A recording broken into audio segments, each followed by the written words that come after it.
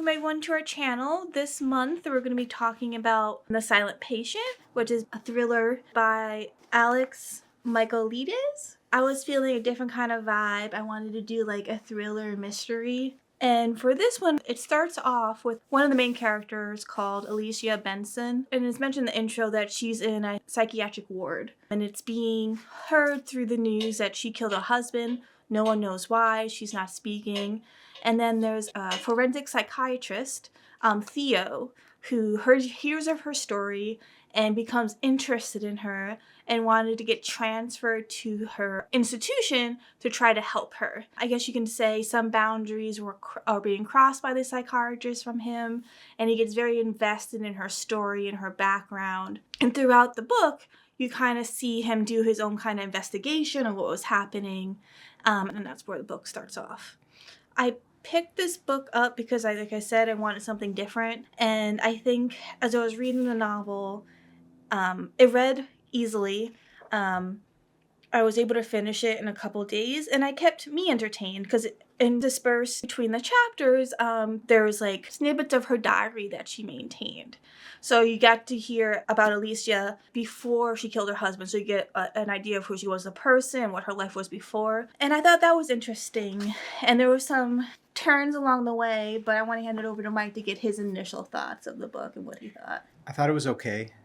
It kind of made me feel like I was watching an episodic, like thriller, Law and Order kind of episode. I mean, the structure kind of feels like it's a detective story, except he's a therapist.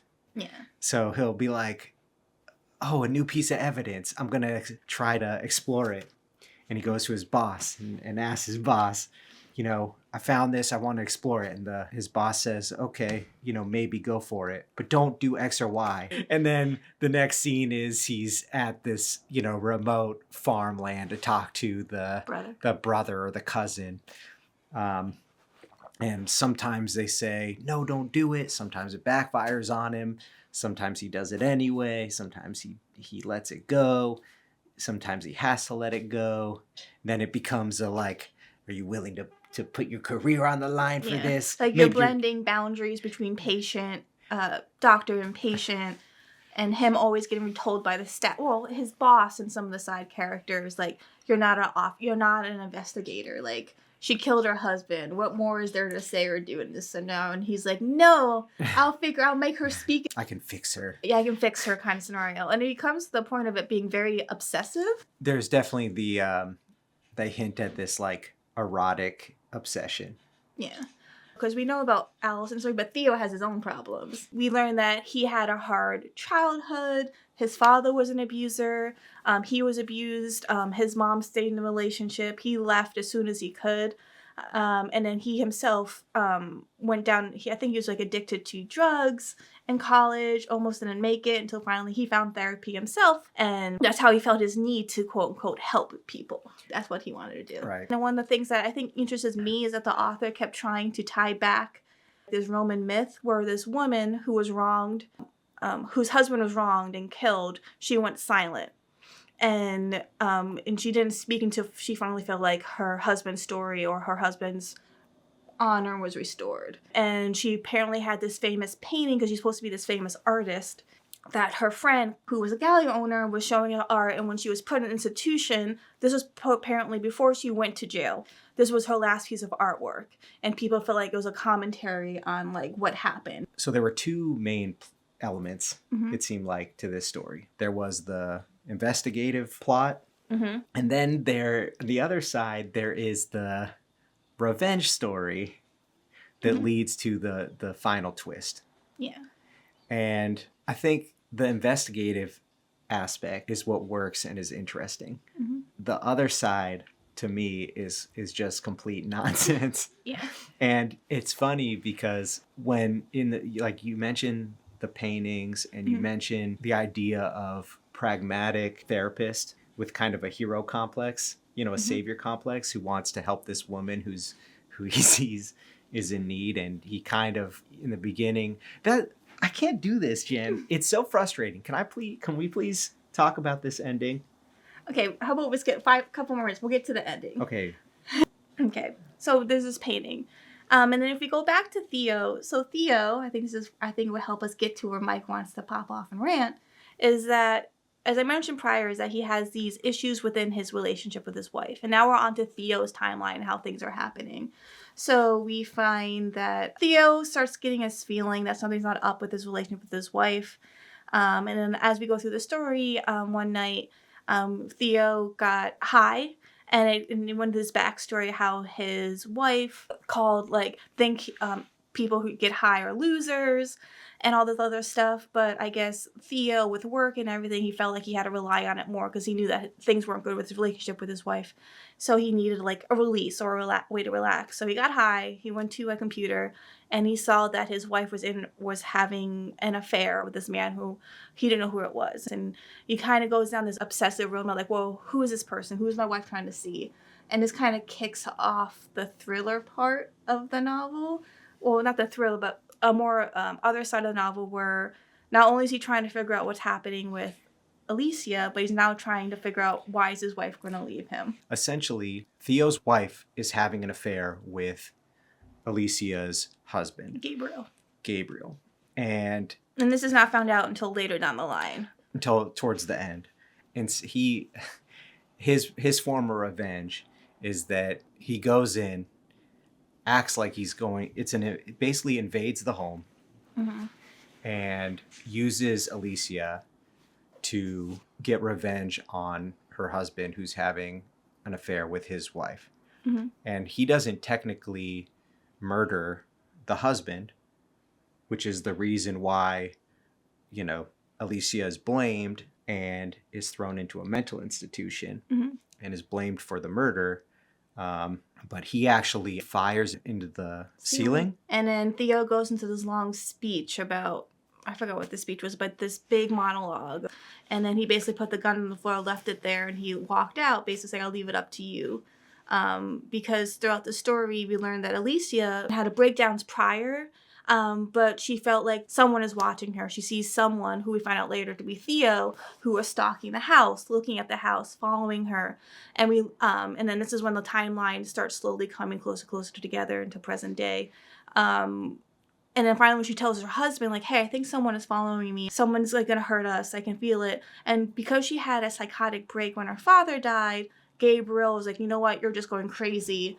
Let's just go visit my friend who's a psychiatrist. And no one wanted to listen to her. And then I think with everything that was happening, how the husband didn't believe her, the husband was cheating on her, she did everything for her husband, she kind of cracked and then shot him. Yeah. But Theo ends up going in and out of being a sociopath. Oh, yeah. With this revenge thing. And Christian, the guy who's friends with Alicia's husband that the police don't actually know about really, is that his career rival, who happens to be at Alicia's ward, was a friend of her husband who would kind of see her and kind of tell her, no, you're imagining things, relax, take this medicine. And what's ridiculous to me is that, it's written in a way that Theo is the narrator of the story. Yeah. And it's written in first person. And what makes the whole thing silly to me is that I don't understand why he feels the need to trick the reader, to trick the audience. Yeah.